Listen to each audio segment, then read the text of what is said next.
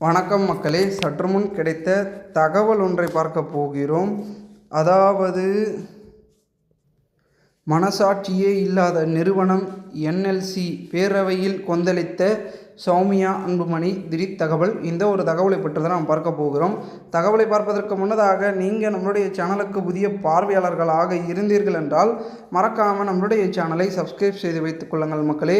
கூட இருக்கக்கூடிய பெல்லைக்கனம் ஆளில் கொடுத்து வைங்க. அப்போ தான் அரசியல் சார்ந்த காணொலிகளாம் தினசரி உடனுக்குடன் தொடர்ந்து தெரிந்து கொள்ள முடியும். இப்போ வாங்க நம்ம வீடியோக்குள்ளே போயிடலாம். தற்பொழுது சட்டப்பேரவையில் நடந்த விவாதத்தின் போது தமிழகத்தில் மனசாட்சியே இல்லாத நிறுவனம் என்எல்சி என தெரிவித்துள்ளார். தமிழக சட்டமன்றத்தில் என்எல்சி நிறுவனம் குறித்த விவாதத்தின் போது பேசிய பாமக எம்எல்ஏ சௌமியா அன்புமணி, தமிழ்நாட்டில் மனசாட்சியே இல்லாத நிறுவனம் என்றால் அது என்எல்சி தான். அங்கிருந்த விவசாயிகள் அனைவரையும் ஒரே இரவில் தூக்கி போட்டுவிட்டு தண்ணீரையும் உறிஞ்சி எடுத்து அதன் வளத்தை கெடுத்து விட்டனர். நிலம் கெடுத்து கொடுத்த விவசாயிகளின் பிள்ளைகளுக்கு கூட பணி வழங்கவில்லை. நிலம் கொடுத்த விவசாயிகளின் பிள்ளைகளை பணியில் சேர்த்து கொள்ள எதற்கு என்எல்சி தேர்வு வைக்க வேண்டும்? மண்ணின் மைந்தர்களுக்கு வேலை தர வேண்டும், இல்லை என்றால் பயிற்சி அளித்து வேலை தர வேண்டும். எக்ஸாம் வைத்து வெளியூரில் இருந்து ஆட்களை அழைத்து வந்த வேலை வாங்குகிறார்களே தவிர நிலம் கொடுத்த விவசாயிகளுக்கோ விவசாயிகளின் பிள்ளைகளுக்கோ வேலை கொடுப்பது இல்லை. அங்கு நுழைவு தேர்வு எதற்கு மெடிக்கல் சிட்டா கொடுத்து இருக்கிறார்கள் என்று காட்டமாக தெரிவித்துள்ளார். மேலும்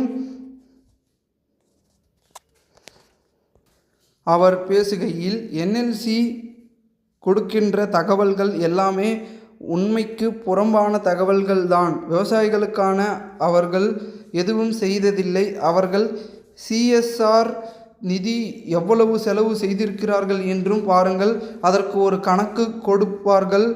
ரோடு போட்டோம், பாலம் கட்டினோம் என்பார்கள். அது அவர்களது வளாகத்திற்குள் தான் செய்திருப்பார்களே தவிர மக்களுக்கு எதுவும் பண்ணவே இல்லை என்றும் தெரிவித்தார். இதற்கு பதில் அளித்து பேசிய அமைச்சர் கீர்த்தனா, என்எல்சி நிறுவனம் குறித்து நிறைய கோரிக்கைகள் வைக்கிறார்கள்.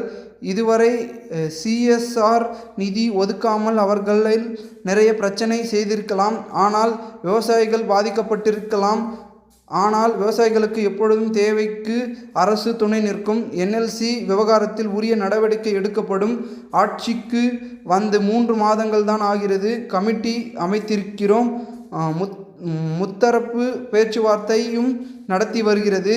இது தொடர்பான தகவல்கள் விரைவில் வழங்கப்படும். கண்டிப்பாக நாங்கள் யாருக்காகவும் விட்டு கொடுக்க மாட்டோம். விவசாயிகளுக்கு ஆதரவாகவும் மக்களுக்கு ஆதரவாகவும் கண்டிப்பாக இருப்போம். என்எல்சி நிறுவனம் அப்படி இருப்பது உண்மையாகவே இருக்கும் பட்சத்தில் அரசு நிச்சயம் நடவடிக்கை எடுக்கும் என்றார் அமைச்சர். இந்த ஒரு தகவல் தற்போது அரசியல் வட்டாரத்தில் பேச்சுக்களாகவும் பேசப்படுகிறது. இந்த ஒரு தகவலை குறித்த பொதுமக்கள் உங்களுடைய கருத்துக்களை கூறுங்கள். இதுபோன்று நீங்கள் அரசியல் சார்ந்த நிகழ்வுகளாம் தினசரி தெரிந்து கொள்ள நம்முடைய சேனலை சப்ஸ்கிரைப் செய்து வைத்துக் கொள்ளுங்கள். நன்றி, வணக்கம்.